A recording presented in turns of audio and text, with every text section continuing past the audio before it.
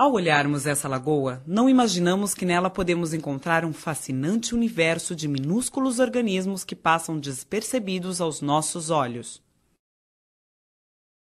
Para desvendar esse universo, vamos usar o recurso de um microscópio e detalhar os seres formados por uma única célula. Os unicelulares eucariontes. Nestes organismos, a célula possui basicamente membrana plasmática, citoplasma e núcleo. Eles habitam o nosso planeta há pelo menos 1 bilhão e 500 milhões de anos. Ao longo do tempo, diversificaram-se, passando a ocupar todo tipo de ambiente úmido. A célula desses seres tem que desempenhar, a um só tempo, os papéis que as milhares de células especializadas de um ser multicelular desempenham em conjunto. Vamos explorar alguns aspectos da biologia desses organismos. A ameba desloca-se lentamente sobre o fundo da lagoa, emitindo prolongamentos que estão constantemente deformando sua célula.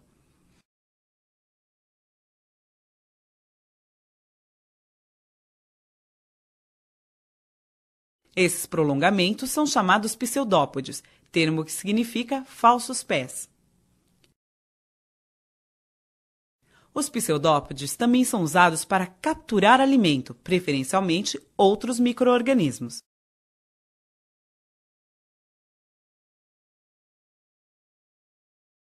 Recém-capturados são digeridos em vacúolos digestivos dentro da célula.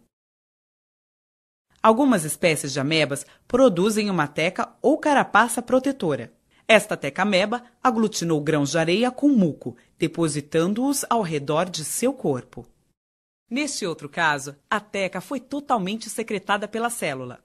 Nas teca-amebas, há apenas um orifício, por onde saem os pseudópodes usados na locomoção e na captura de alimento. Os heliozoários são ameboides de corpo esférico, com pseudópodes eretos e finos, irradiando-se da superfície da célula. Vivem geralmente associados a raízes de plantas aquáticas, alimentando-se de outros micro-organismos ou até mesmo de pequenos animais que tocam nos pseudópodes. As euglenas são flagelados muito comuns, que possuem cloroplastos, organelas ricas em clorofila, pigmento verde fundamental para a realização da fotossíntese. Nesse processo, sintetizam seu próprio alimento a partir de gás carbônico e água, havendo liberação de oxigênio. As euglenas deslocam-se no meio utilizando o flagelo e procuram locais onde a intensidade de luz seja adequada para a realização da fotossíntese. O estigma, esta estrutura avermelhada, participa do processo de orientação em relação à luz. A peranema é um parente da euglena, porém não possui cloroplastos. Ela se desloca no meio com auxílio de 2 flagelos, um deles bem evidente, e se alimenta principalmente de outros micro-organismos, inclusive de euglenas. Os ciliados são um grupo extremamente diversificado. Eles possuem cílios no corpo, que são usados na locomoção e, em vários casos, na captura de alimento. No paramécio, o corpo repleto de cílios permite uma ágil natação para frente e para trás. O batimento dos cílios também promove corrente de água, que traz partículas alimentares que são ingeridas através do citóstoma ou boca celular e digeridas em vacúolos digestivos no interior da célula. O paramécio possui uma habilidade especial. Ao perceber no meio certas substâncias indicativas de situação de perigo, libera filamentos chamados tricocistos. Observe essa micrografia eletrônica de varredura de um paramécio, com os tricocistos liberados e note o detalhe de um deles. O dileptus é outro ciliado com um corpo repleto de cílios, mas que, diferente do paramécio, não usa os cílios para filtrar alimento. Com essa projeção da célula, que mais parece uma tromba, procura outros ciliados, suas presas favoritas.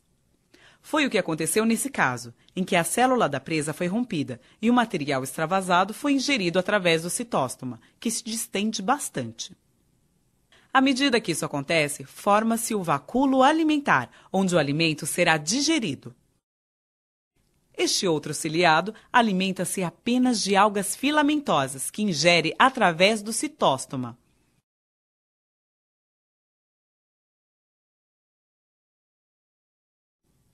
O euplotes é um ciliado curioso, que mais parece um pequeno animal.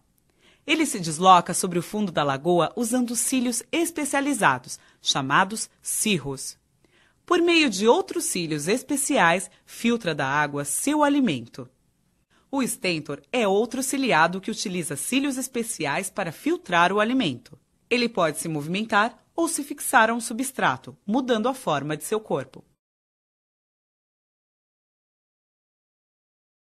Já as vorticelas vivem a maior parte do tempo fixas ao substrato por meio de um longo pedúnculo, que se contrai e se distende. Os cílios especializados promovem correntes de água que trazem partículas para a alimentação.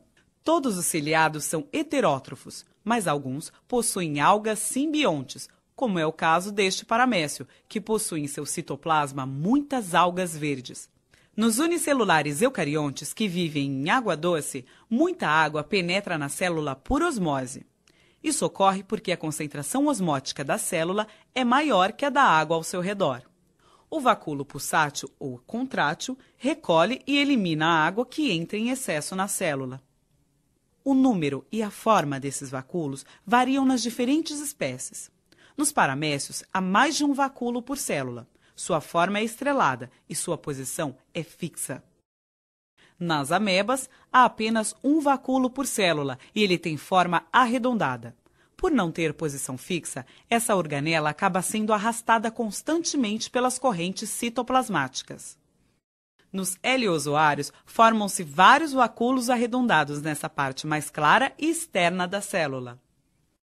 Vacúolos pulsáteis são reduzidos ou ausentes nos unicelulares eucariontes que vivem no mar. Nesses casos, a concentração osmótica do meio é semelhante à da célula. É o caso desse foraminífero. Observe que ele possui uma carapaça protetora, com uma abertura por onde saem os pseudópodes, que são longos, finos e ramificados. Por meio deles, desloca-se no fundo do mar e captura diminutas partículas para sua alimentação. A reprodução na maioria dos unicelulares eucariontes ocorre por bipartição, um processo assexuado, no qual um indivíduo dá origem a dois outros idênticos.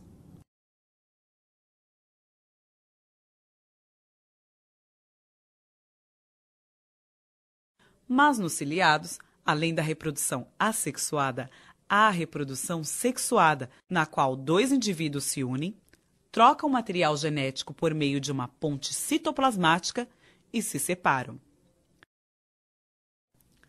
Ao observar estas cenas, pode-se ter uma pequena ideia de como são e como vivem esses unicelulares eucariontes de vida livre.